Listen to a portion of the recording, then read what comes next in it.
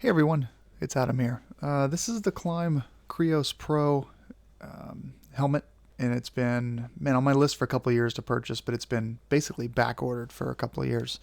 Every time I go to buy it, it's XL is not available, um, or they have only white. So I've been waiting for a color. I wanted blue, red, and green in that order, and finally one of them came into stock just before Christmas.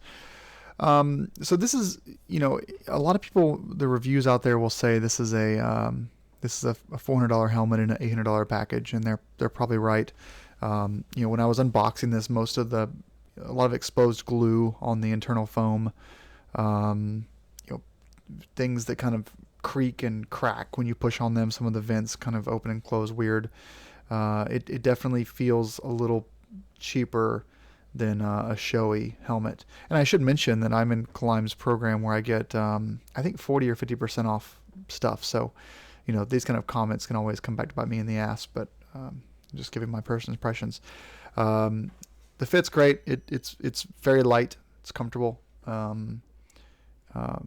It's well equipped with both the transition lens plus a regular lens, as well as one pin lock. Packaging was nice. I like glossy helmets because they don't show surface scratches as much. Anyone that's bought a matte helmet can attest to that. The beak is fully removable. It's once you do it once, it's pretty easy to do it again and again. So you can remove the beak and the lens within a minute or two at the most.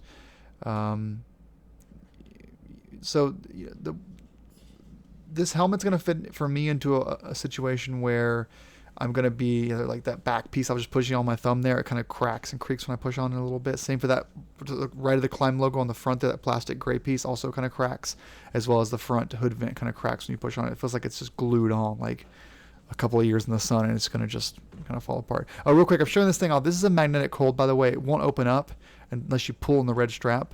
It's kind of genius, actually. It's not a buckle or a D-ring. It just snaps into place like that. And it holds tight. I'll put my hand on here in a second to show you guys. It holds really tight. It's very safe. It feels safe. No concerns at all with this little technology. But when you put your hand under it and you hold it up, it doesn't it doesn't come loose until you pull on that red tab. So this helmet for me is going to fit into the situation where it's a 2-season helmet. It's going to be my overnight helmet when we're primarily riding local or off-road. It's not going to be my touring helmet. I don't plan on riding across country on the interstate with this thing. It's noisy. It lets through a lot of wind. This is going to be a dual sport helmet that's road biased. So a lot of my current MX helmet that's DOT legal is it's very, very thin, very loud. Lets tons of air through. Has no chin curtain, for example, no nose protection. Whereas this can be ridden on the road. So if we do an all day of slab, that's fine.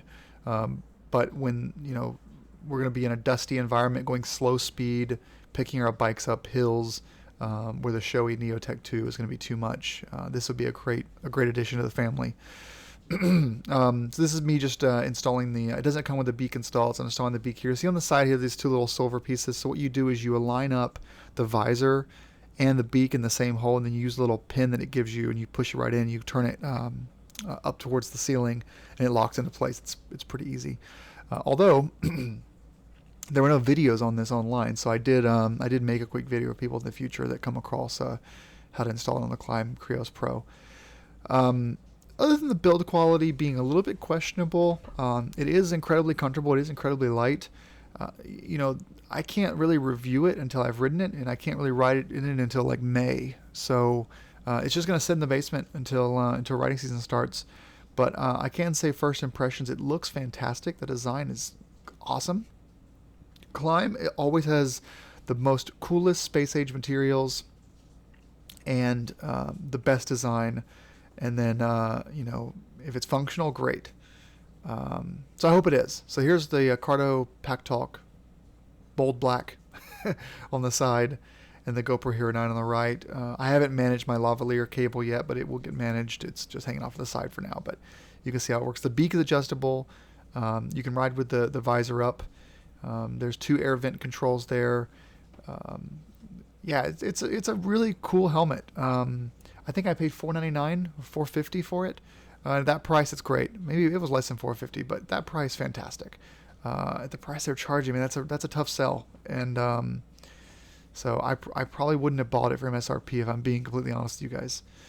But hey, before Klim bans me from the program, from their sponsorship program, I will mention that I'll do a full review on this once I've used it for a few months. So that's coming at some point in 2021. Thanks for watching, everyone.